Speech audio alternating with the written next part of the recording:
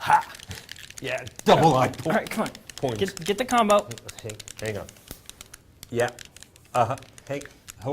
Yeah, 1 second. Here. Who is it? I don't know. It's for you. Hello. Oh, hi, Julie. Yeah, Brian and I are working on that game-based research report right now. We should have it done by the end of the week. Yeah. We'll let Stevie know. Okay, thanks. Talk to you later. Bye. All right, let's go shoot that episode now. Okay.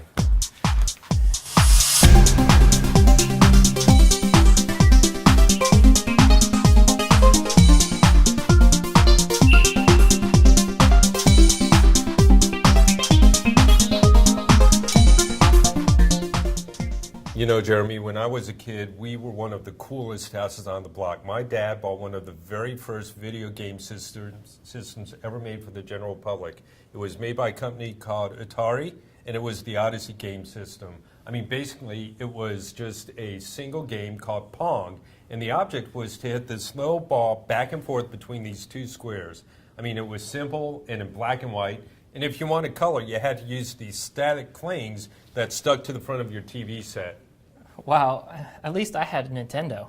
Yeah, well, needless to say, video games have come a long way over the past 35 years or so. Not only the technological sophistication, but the sophistication of, you know, how the games are played themselves. I mean, where video games were once shunned by the educational community as having little, if any, educational value, today there's a plethora of products and games out there that are designed specifically to enhance learning. That's right. So we're going to examine the gaming world and education and give you an inside look at what we've been finding out and also discuss where we think it's all headed. Yeah, Jeremy and I recently returned from a couple conferences on serious games and games for learning.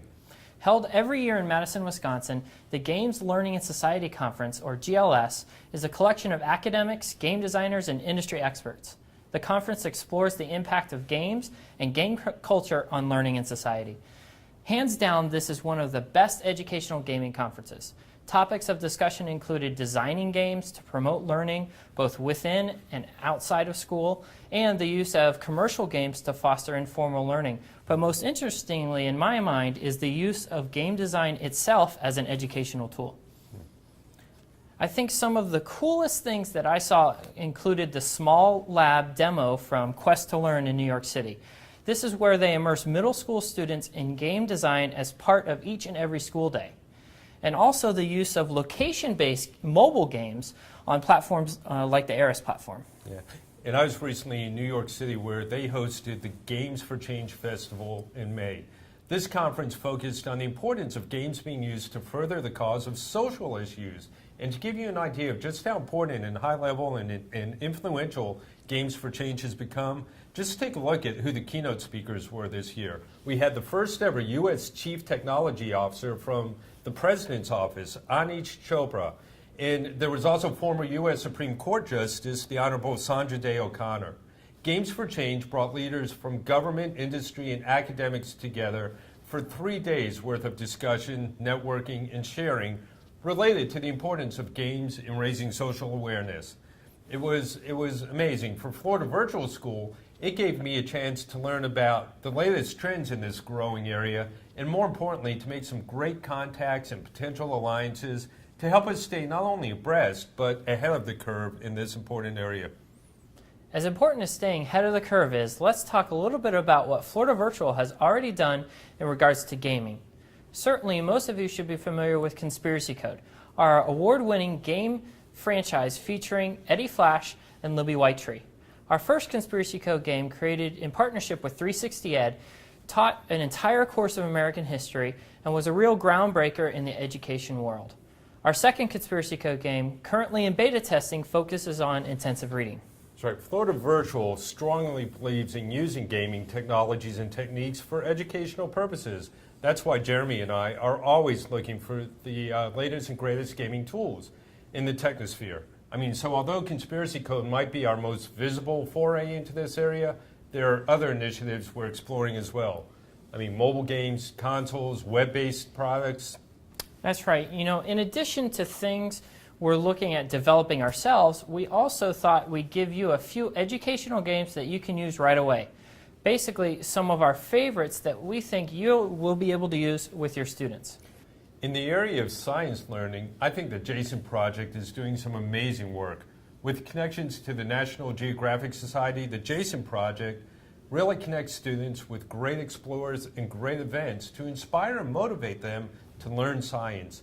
They have a collection of science-based exploration games that allow students to explore science concepts in a fun and engaging way. I especially like Resilient Planet and Coaster Creator. You know, there are a lot of math games out there. I think it's because it's very simple to use games as an assessment tool. One collection we'd like to recommend is by game maker Manga High. Each game in their collection focuses on specific math concepts. These are great for quick studying and reinforcing topics learned. All you math teachers out there should be sure to look for this website. The folks over at iCivics have put together a wonderful collection of civic-minded games. I especially enjoy testing their Do You Have a Right? And also their Branches of Power games. I think the power in these is prompting students to apply what they've learned about government in authentic game-based situations. They're really reaching to higher level blooms in these simulations. One of the biggest pushes in recent months has been on game design in the classroom. Students using sites like Gamestar Mechanic and Yo-Yo Games to play, design, and share games that they actually created. This trend is on the rise, and there have been some pretty innovative things that have come out of teachers and students working together to apply content within these game dynamics. You know, Jeremy, before I came to FLVS, I taught at Full Sail University. If you're not familiar with Full Sail, it's definitely one of the top schools in the country for game design and multimedia production. And I can tell you firsthand that there is a lot of interest in this career path, and you can be sure that many of our students are going to be wanting to go down this road.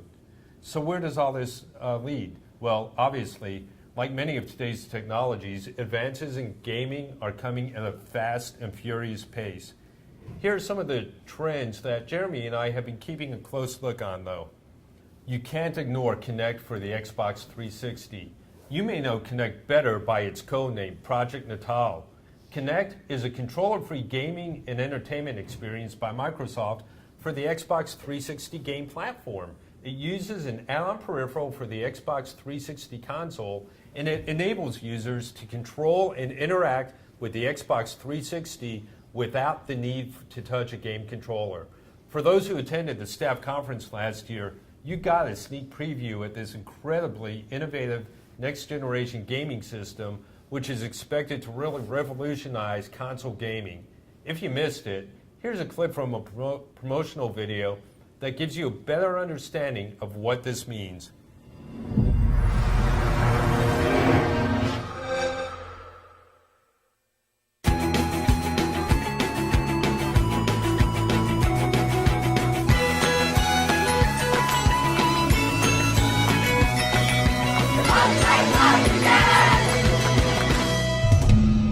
So, you've come back for more, Ian.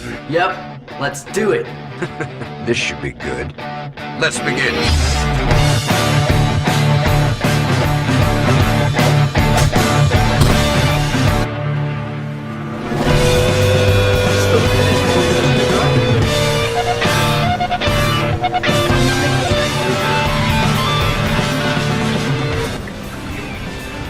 Your tires are toast. Another area where gaming is becoming a force to reckon with is in the area of mobile.